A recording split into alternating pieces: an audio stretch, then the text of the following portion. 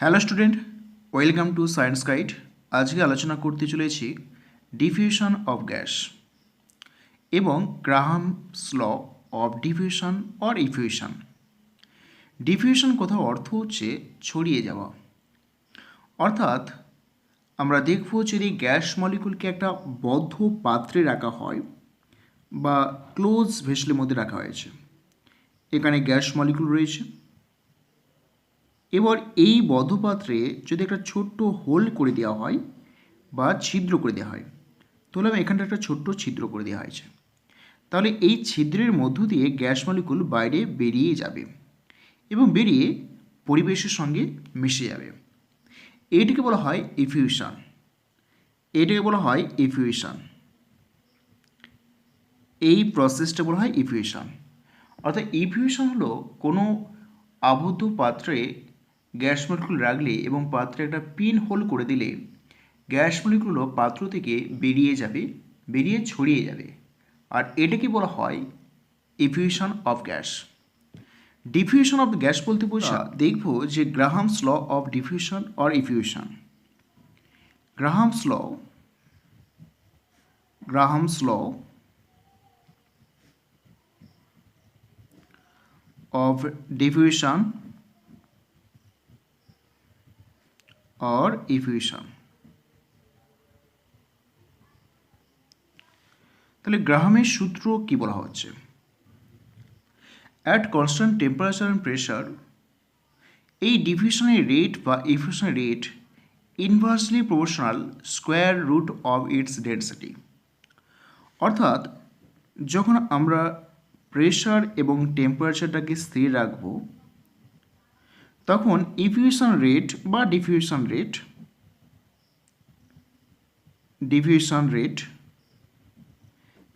Rate বলতে বোঝায় ব্যাপনের হার, গ্যাসের ব্যাপনের হারটা inversely proportional square root of its density. তাহলে square root of its density, that is ব্যাপনের হারকে যদি আমরা আর দিয়ে প্রকাশ করি, তাহলে ইনভার্সলি প্রপোর্শনাল 1/√D, যেখানে ডি হলো গ্যাসের ঘনত্ব, অর্থাৎ গ্যাসের ঘনত্ব বোঝাচ্ছে, গ্যাসের ঘনত্ব। তাহলে এইটিকে বলা হয় গ্রাহামের সূত্র। স্থির উষ্ণতা ও স্থির চাপে গ্যাসের ব্যাপনের হার গ্যাসের ঘনত্বের বর্গমূলের ব্যস্তানুপাতিক। আবার বলছি, স্থির উষ্ণতা ও স্থির চাপে গ্যাসের ব্যাপনের হার গ্যাসের ঘনত্বের বর্গমূলের ব্যস্তানুপাতিক। এই সূত্রকে বলা হয় Graham's law of diffusion or effusion. তাহলে দুটো গ্যাস মলিকুল যদি রাখা হয়, তাহলে তাদের রেট কী হবে? ধরিলাম একই পাত্রের মধ্যে দুটো গ্যাস মলিকুল রয়েছে। ধরো এ মলিকুল রয়েছে এবং তার সাথে বি মলিকুল রয়েছে, এবং পাত্র একটা ছোট্ট ছিদ্রের মধ্য দিয়ে পাত্র থেকে গ্যাস মলিকুল বেরিয়ে যাচ্ছে। তাহলে এই যে দুটো গ্যাস মলিকুল বেরিয়ে যায়, কত হারে বেরোচ্ছে, তাদের রেট কত? তাহলে আমি বলবো যে এ মলিকুল তার রেট হবে RA প্রপোর্শনাল টু বা ইনভার্সলি প্রপোর্শনাল টু 1/√D, অর্থাৎ ডেন্সিটির সঙ্গে ইনভার্সলি প্রপোর্শনাল থাকবে। RB inversely proportional √D। তাই দুটো গ্যাসকে কম্পেয়ার করলে কার রেটটা বেশি হবে কম হবে, RA ডিভাইড বাই RB সমান, যেহেতু ইনভার্সলি প্রপোর্শনাল আছে তাহলে এটা DA লিখতে পারি, এটা DB লিখতে পারি। তাহলে DB বাই DA আসবে। তাহলে দুটি গ্যাসকে আমরা কম্পেয়ার করলে এইরকম একটা ইকুয়েশন পাবো, রাইট? তাহলে এই রেট সঙ্গে আণবিক ভরে কি সম্পর্ক আছে? তাহলে রেটের সঙ্গে আণবিক ভরে কি সম্পর্ক? আণবিক ভর ও ব্যাপনের হারের সম্পর্ক,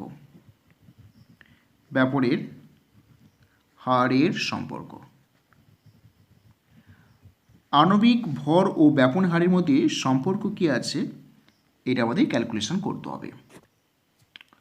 তাহলে আমরা জানলাম যে দুটো গ্যাস যদি RA এবং RB হয় তাহলে দেখলাম যে তাদের ইনভার্সলি প্রপোর্শনাল ঘনত্বের সঙ্গে। আবার আমরা জানি যে দুটো গ্যাসের ক্ষেত্রে আমরা কি জানি যে ঘনত্বটা সমানুপাতিক আণবিক ভর, অর্থাৎ প্রপোর্শনাল টু মলিকুলার ওয়েট। কারণ PM সমান DRT আমরা ইকুয়েশন জানি। তাহলে M এর সঙ্গে D এর সম্পর্ক সরল অনুপাত, অর্থাৎ ডিরেক্টলি প্রপোর্শনাল। তাহলে আমরা লিখতে পারবো দুটো গ্যাসের ক্ষেত্রে DB/DA সমান MB/MA। তাহলে রুট ওভার ডিবির জায়গায় আমরা MB লিখতে পারি MA, রাইট। তাহলে ব্যাপনের হারের সঙ্গে আণবিক ভরের সম্পর্ক আমরা পেলাম। যদি আণবিক ভর B গ্যাসের বেশি হয় A গ্যাসের তুলনায় তাহলে আমরা কি দেখব? তাহলে এই অনুপাতটা কি হবে? MB/MA > 1 আসবে। যদি MB অর্থাৎ B গ্যাসের আণবিক ভরটা বেশি হয় A গ্যাসের তুলনায় তাহলে এদের অনুপাতটা 1-এর থেকে বেশি হবে, রাইট। তাই এদের অনুপাতটা 1-এর থেকে বেশি হলে দেখব এই যে মানটা রয়েছে অর্থাৎ RA/RB এদের মানটাও 1-এর থেকে বেশি হবে। কারণ আমি দেখো এই মানটা নেওয়া হয়েছে, তাহলে এখানে RA/RB এই মানটাও 1-এর থেকে বেশি হবে। বেশি হলে আমরা লিখতে পারি RA > RB। কখন হচ্ছে না, হোয়েন যখন molecular weight of B > molecular weight of A। অর্থাৎ এখানে MA আর MB হচ্ছে A আর B গ্যাসের আণবিক ভর, রাইট। তাহলে এখানে MB হলো B গ্যাসের আণবিক ভর আর MA হলো A গ্যাসের আণবিক ভর। এই দুটি গ্যাসের আণবিক ভর এখানে রয়েছে। এবার আমরা সময়ের সঙ্গে আমরা কম্পেয়ার করব। এবার আমরা ব্যাপনের হার বলতে কি বোঝায়? ব্যাপনের হার বলতে কি বোঝায়? এই ব্যাপনের হারকে আমরা R দ্বারা প্রকাশ করব। তাহলে ব্যাপনের হার বলতে আমরা কি বোঝাবো যে এই ধরো পাত্রে একটা গ্যাস মলিকুল রয়েছে, এখানে গ্যাস মলিকুল ছোট্ট ছিদ্রের মধ্য দিয়ে গ্যাস মলিকুল ধীরে ধীরে বেরিয়ে আসছে। আমরা ধরলাম টি সেকেন্ডে VmL গ্যাস মলিকুল ডিফিউশন হয়েছে। তাহলে রেট কত হবে? রেট হচ্ছে পার সেকেন্ডে কত হবে? টি সেকেন্ডে যদি VmL গ্যাস ডিফিউশন হয় তাহলে 1 সেকেন্ডে কত হবে? V/T। প্রতি সেকেন্ডে যে পরিমাণ গ্যাসের আয়তন ডিফিউশন হয় সেটি হচ্ছে ব্যাপনের হার। তাহলে ব্যাপনের হার রেট আমরা লিখতে পারি V/T, যেখানে V হচ্ছে কতটা গ্যাস আয়তন ডিফিউশন হয়েছে, অর্থাৎ এই ml গ্যাস মলিকুল ডিফিউশন হচ্ছে অর্থাৎ ডিফিউশন গ্যাস মলিকুল আয়তন। টি হচ্ছে ওই V আয়তন গ্যাস ডিফিউশন হওয়ার জন্য কতটা সময় লেগেছে, আর আর হচ্ছে ব্যাপনের হার। তাহলে রেট সমান V/T। এই সমীকরণের সাহায্যে আমরা এটাকে প্রকাশ করব। এবার আমরা জানব যে যদি একই টাইম রাখা হয়, সেম টাইমে দুটি ডিফারেন্ট গ্যাস মলিকুল একটি পাত্র দিয়ে ডিফিউশন হচ্ছে, তাহলে এক্ষেত্রে দেখব যে একই সময়ে কোন গ্যাস মলিকুলটা বেশি আয়তন ডিফিউশন করতে পারবে আর কোন গ্যাস মলিকুলটা কম আয়তন ডিফিউশন করতে পারবে। এবার আমরা দুটি গ্যাস মলিকুল ধরলাম এই একটা গ্যাস মলিকুল, দুটি আয়তন, এই একটা, তাহলে এখানে এ গ্যাস মলিকুল রয়েছে, এ গ্যাস মলিকুল রয়েছে, আর এখানে বি গ্যাস মলিকুল রয়েছে, রাইট। তাহলে এখানে ছোট্ট একটা ছিদ্র আছে, এ গ্যাস মলিকুল আর বি গ্যাস মলিকুল, এখানে একটা ছোটো ছিদ্র আছে। তো এই ছিদ্রের মধ্য দিয়ে গ্যাস মলিকুল ধীরে ধীরে বেরিয়ে আসছে, আর এখানে এই ছিদ্রের মধ্য দিয়ে গ্যাস মলিকুল ধীরে ধীরে বেরিয়ে আসছে। আমরা ধরে নিচ্ছি যে টি সেকেন্ডে এখানে VmL গ্যাস মলিকুল আয়তন ডিফিউশন হয়, ধরলাম এটা VA আয়তন ডিফিউশন হয়। আর এখানে ওই একই সময়ে VBmL গ্যাস মলিকুল ডিফিউশন হয়। ওকে, তাহলে রেট কী হবে? রেট RA অর্থাৎ এ গ্যাসের রেট কত হবে? VA/T। তাহলে রেট অফ বি আসবে VB/T। ওকে, তো দুটো রেটকে আমরা কম্পেয়ার করলে RA/RB সমান আসবে VA/T, আর এইটা আসবে T/VB। তাহলে আসবে RA/RB সমান VA/VB আসবে। আবার আমরা জানি যে রেটের সঙ্গে আণবিক ভরের কি সম্পর্ক? রেটের সঙ্গে আণবিক সম্পর্ক ইনভার্সলি প্রপোর্শনাল, এইটা।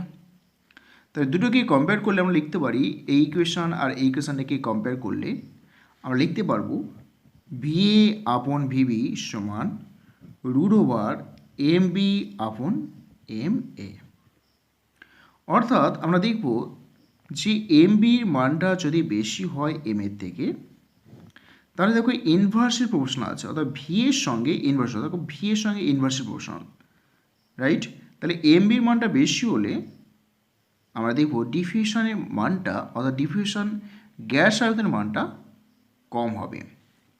তার মানে দেখো ইনভার্স প্রপোর্শনাল, তাহলে VA গ্রেটার দেন VB হবে, M এর মানটা বেশি হলে VA গ্রেটার দেন বেশি হবে। তার মানে যে গ্যাস মলিকুলের আণবিক ভর কম তার ডিফিউশন গ্যাসের আয়তন বেশি। আণবিক ভর কম হলে আণবিক ভর কম, তার মানে সেই গ্যাস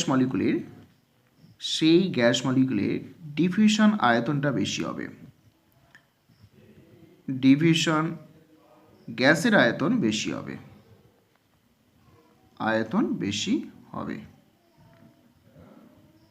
বেশি হবে। তাহলে যে সমস্ত গ্যাসের ক্ষেত্রে আণবিক ভর খুব কম হয়, দুটোকে কম্পেয়ার করে কম্পারেটিভলিভাবে আণবিক ভর কম, তাদের ক্ষেত্রে গ্যাসের ডিফিউশন আয়তন বেশি হবে। ধরা যাক দুটি গ্যাস পাত্রে আমরা যদি এখানে নাইট্রোজেন গ্যাস রাখা হয় আর একটা পাত্রে অক্সিজেন গ্যাস রাখা হয়, তাহলে দেখো নাইট্রোজেনের আণবিক ভর, nitrogen molecular mass of nitrogen 28 আর মলিকুলার মাস অফ অক্সিজেন 32।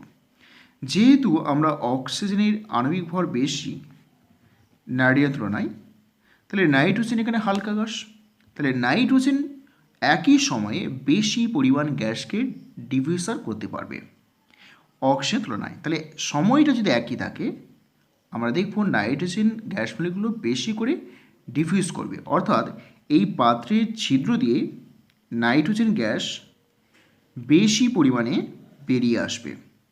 সময়টা যদি একই রাখা হয়, তাহলে একই সময়ে নাইট্রোজেন গ্যাস কিন্তু বেশি পরিমাণে পাত্রের ছিদ্র দিয়ে বেরিয়ে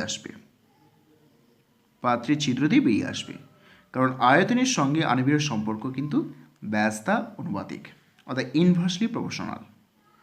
এবার দেখব যে দুটি গ্যাসের পাত্র রয়েছে, এরকম পাত্র রয়েছে, দুটি পাত্রের আয়তন সমান। একটা গ্যাস রয়েছে এ টাইপ গ্যাস মলিকুল, এখানে এ টাইপ গ্যাস মলিকুল, আর একটা পাত্রে বি টাইপ গ্যাস মলিকুল রয়েছে, এইটা হচ্ছে বি টাইপ গ্যাস মলিকুল। এবার এ টাইপ গ্যাস মলিকুল দিয়ে পাত্রের ছিদ্র দিয়ে এ টাইপ গ্যাস মলিকুলগুলো ডিফিউশন হচ্ছে, আর P type gas molecule diffusion হচ্ছে। এবার দেখব যে এ টাইপ যে গ্যাস মলিকুল আছে, বি টাইপ গ্যাস মলিকুল আছে। এ টাইপ গ্যাস মলিকুলের প্রত্যেকটা আণবিক ভর হচ্ছে এম এ, আর এর আণবিক ভর হচ্ছে এম বি। দ্যাট ইজ আণবিক ভর, আণবিক ভর, আর এইটা হচ্ছে আণবিক ভর, আণবিক ভর এম এ এম বি। এবার টাইম কার বেশি লাগবে, কার কম লাগবে? তো দুটো আণবিক ভর একই নয়, M A is not equal to M B. তাহলে দুটো পাত্র থেকে এই ভি আয়তন যদি গ্যাস মলিকুল ডিফিউশন হয়ে যায়, তাহলে কার ক্ষেত্রে টাইম বেশি লাগবে, কার ক্ষেত্রে টাইম কম লাগবে? ধরিলাম দুটো পাত্রের আয়তন সেম, তাহলে এই ভি এম এল গ্যাসটা ডিফিউজ হওয়ার জন্য বা ব্যাপন হওয়ার জন্য, ডিফিউশন হওয়ার জন্য সময় লাগে এখানে বললাম টি এ, আর এখানে ভি এম এল এই গ্যাস ডিফিউশন হওয়ার জন্য সময় লাগে, দ্যাট ইজ টিবি। ওকে, তাহলে রেট কত হবে? রেট আর এ সমান ভি বাই টি এ, আর এখানে রেট আর বি সমান ভি বাই টিবি। তাই দুটো রেটকে কম্পেয়ার করলে আর এ বাই আর বি কত আসবে? ভি বাই টি এ আসবে, আর এখানে টিবি বাই বি আসবে। ওকে, তাহলে লিখতে পারি আর এ বাই আর বি সমান টিবি বাই টি এ। তাহলে আবার আমরা জানি আর এ বাই আর বি সমান √ M B by M A, অর্থাৎ মলিকুলার মাসের সঙ্গে রেটটা ইনভার্সলি প্রপোর্শনাল। তো দুটোকে কম্পেয়ার করলে আর এ বাই আর বি দুটোকে কম্পেয়ার করলে আমরা লিখতে পারি যে টিবি বাই টি এ সমান √ M B by M A. অর্থাৎ যদি আমরা লিখি M B greater than M A, অর্থাৎ এ গ্যাসের আণবিক তুলনায় বি গ্যাসের আণবিক বেশি, তাহলে টাইমও বেশি লাগবে। দেখো টিবি এম বি অর্থাৎ ডিরেক্ট প্রপোর্শনাল থাকবে, সমানুপাতিক রয়েছে, তাহলে টিবি গ্রেটার দেন টি এ। তার মানে আণবিক ভর বেশি হলে